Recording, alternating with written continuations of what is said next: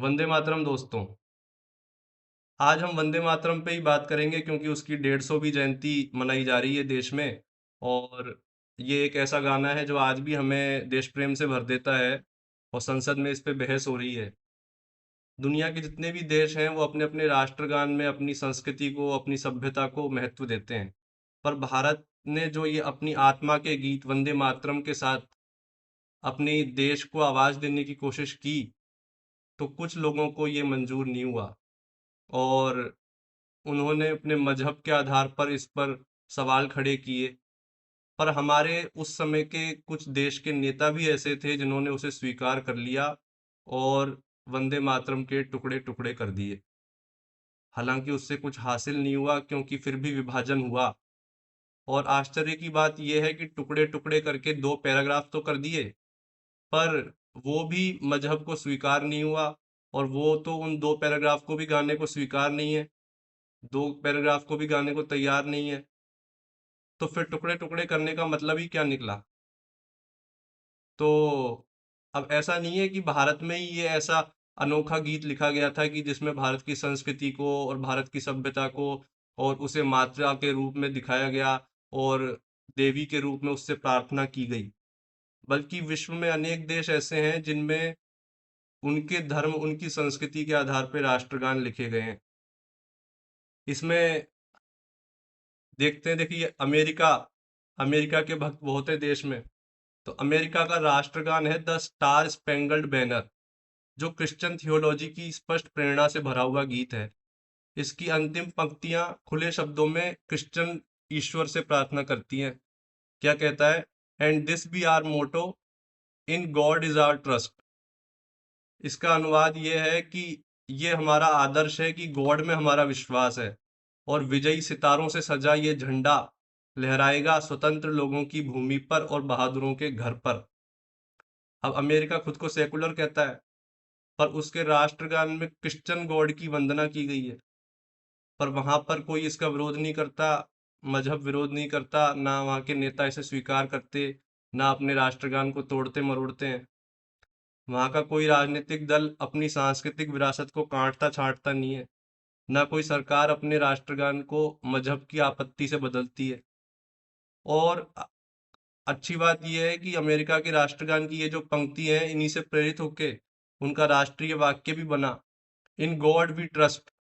ये अमेरिका का राष्ट्र वाक्य है, जैसा अपना सत्यमेव जयते है वैसे। और क्रिश्चियन गॉड से किसी वामपंथी को भी समस्या नहीं है। समस्या केवल तब होती है जब वंदे मातरम में माँ दुर्गा कहा जाता है, भारत माता को दुर्गा कहा जाता है, लक्ष्मी कहा जाता है, सरस्वती कहा जाता है। इस देश की संस्कृति को जब उभारा जाता है, तब इन लोगों को तकलीफ होती है। अब आते हैं ब्रिटेन पर। तो ब्रिटेन का वैसे तो कोई राष्ट्रगान है नहीं आधिकारिक तौर पर गॉड सेव द किंग को ही राष्ट्रगान की तरह माना जाता है। और सभी मुख्य कार्यक्रमों में गॉड सेव द किंग या गॉड सेव द क्वीन इसका गाना गाया जाता है। यहाँ पर भी वही क्रिश्चियन गॉड से ही प्रार्थना है, ब्रिटिश राजा की सलामती के लिए और उसकी दीर्घायु के लिए। बल्कि इसमें तो ये प्रार्थना की गई है कि लॉन्ग टू राइन और अस, गॉड सेव द किंग। मतलब गॉड इसे हम पर लंबे समय तक राज करने दें, इस राजा को। पर खास बात यह है कि ब्रिटेन का एक दूसरा पॉपुलर राष्ट्रगान और है, जेरूसलम, जिसे जो पूरी तरह ईसाइयत से भरा हुआ है। इंग्लैंड की cricket team, rugby team, Commonwealth team, वो सब जेरूसलम को ही राष्ट्रगान के रूप में बजाते हैं। और इस गीत में दावा किया गया है कि ईसा मसीह कभी ब्रिटेन आए थे। और अंत में ये कामना है कि इंग्लैंड को ही एक नया जेरूसलम बना दिया जाए।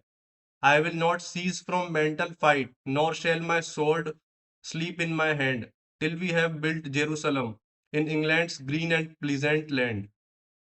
इसका अर्थ यह है कि मैं मानसिक संघर्ष से पीछे नहीं हटूंगा और ना ही मेरी तलवार मेरे हाथ में सोएगी, जब तक हम जेरूसलम का निर्माण नहीं कर देते इंग्लैंड की हरी भरी और सुखद भूमि में। बताइए इससे ज्यादा सांप्रदायिक राष्ट्रगीत कौन सा होगा कि वो इंग्लैंड को जेरूसलम बनाने की बात कह रहे हैं। इससे अधिक सांप्रदायिक राष्ट्रगीत होगा क्या कोई? बताइए। अब रूस को देखिए, रशिया के राष्ट्रगान में भी क्रिश्चियन गॉड से ही प्रार्थना है। मूल तो रूसी में है, पर मैंने इसका इंग्लिश अनुवाद लिया है। वो कहता है you are the only one in the world, you are the only one the native land so kept by the God. इसका अर्थ यह है कि तुम दुनिया में अद्वितीय हो, तुम वो जन्मभूमि हो जिसे गॉड ने विशेष रूप से सुरक्षित रखा है। तो गॉड तो ये क्रिश्चियन गॉड ही है, अल्लाह तो है नहीं, है ना, सभी में क्रिश्चियन गॉड है। पर इससे किसी को आपत्ति नहीं है। इन देशों के राष्ट्रगान बदले भी जाते रहते हैं, खास बात है, किसी ने इसे पत्थर की लकीर नहीं माना। पर भारत में तो समस्या यही है कि जड़ता को ही धर्म बना लिया है। अब वंदे मातरम के 6 अंतरे थे, उसमें से केवल 2 को राष्ट्रगीत बनाना, ये निर्णय भारत की सांस्कृतिक आत्मा को काट कर लिया गया। 1937 में ये डर फैलाया गया कि मजहबी नाराज ना हो जाए, उनके बाद भी विभाजन रुका नहीं, लेकिन अब पर मिला क्या, इससे कुछ भी नहीं मिला। वो तो अभी भी वंदे मातरम गाने को स्वीकार नहीं है उनको। अब आप देखो श्रीलंका का राष्ट्रगान देखो, श्रीलंका माता, नमो नमो नमो नमो माता। श्रीलंका भी अपने राष्ट्र को माता कहता है, और उनके राष्ट्रगान में तो भक्ति और पूजा की भी बात की गई है। और ये श्रीलंका का राष्ट्रगान पूरी तरह वंदे मातरम से प्रेरित है, पूरी तरह वंदे मातरम से प्रेरित है। और आप इसको सुन के देखिए, इतना मधुर लगता है, इतना मधुर, आपको ऐसा लगेगा लक्ष्मी जी की आरती चल रही है। पूरी तरह उन्होंने उसमें अपनी संस्कृति को दिखाया। एक छोटे से देश ने, श्रीलंका एक छोटा सा देश है, उसने पूरी तरह उसको दिखाया। पर भारत अपन इतने बड़े होके उसमें अपन दुर्गा की बात नहीं कर सकते। दुर्गा तो छोड़ो, माता दुर्गा की बात तो छोड़ो, वंदे मातरम भी स्वीकार नहीं है उनको तो, है ना। तो भारत ही वो दुर्लभ देश है जिसमें राष्ट्रगान को तोड़ा मरोड़ा जा सकता है, सेकुलरिज्म के लिए देश की संस्कृति को दबाया जा सकता है। बताइए, ये यहाँ भारत का हाल है। तो ऐसे और भी अनेक देश हैं जिनके राष्ट्रगान में वहाँ के ईश्वर से, वहाँ की परंपराओं से प्रार्थना की गई है। पर भारत जैसा कोई देश नहीं है जिसने अपने राष्ट्रगीत को तोड़ मरोड़ डाला हो। वंदे मातरम।